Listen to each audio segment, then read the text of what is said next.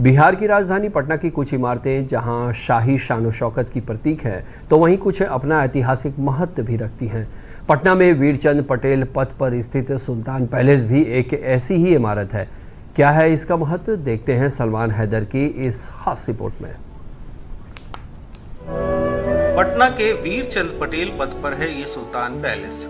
इमारत की वास्तुकला अद्भुत है और ये अपने आप में स्वतंत्रता आंदोलन से जुड़ा कुछ महत्वपूर्ण इतिहास भी समेटे हुए है।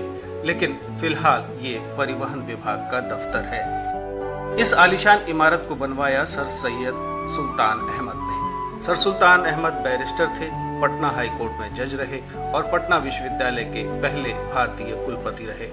महात्मा गांधी की लंदन में 1930-31 में हुई राउंड टेबल कॉन्फ्रेंस में भी वे प्रतिनिधिमंडल के सदस्य रहे। 1937 में सुल्तान अहमद बिहार विधान परिषद के सदस्य चुने गए। उन्होंने भारत के विभाजन का पुरजोर विरोध किया। पाकिस्तान बन जाने के बाद जब मोहम्मद अली जिन्ना ने उन्हें मंत्री पद की पेशकश की, तो उन्होंने साफ लफ्जों में ये कहते हुए मना कर दिया कि वे अपने वतन की मिट्टी छोड़कर नहीं जाएंगे। ये ऐतिहासिक इमारत अपनी शान शौकत खुद बयान कर रही है। हालांकि राज्य सरकार ने ये फैसला किया है कि अब इसकी जगह 5 स्टार होटल का निर्माण किया जाएगा।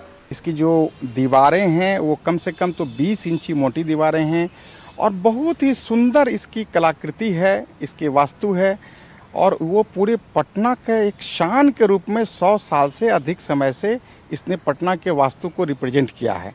पटना में अब ऐसी थोड़ी ही इमारतें बची रह गई हैं जो गौरवशाली इतिहास को बताती हैं। कैमरा पर्सन अरविंद के साथ सलमान हैदर, दूरदर्शन समाचार, पटना।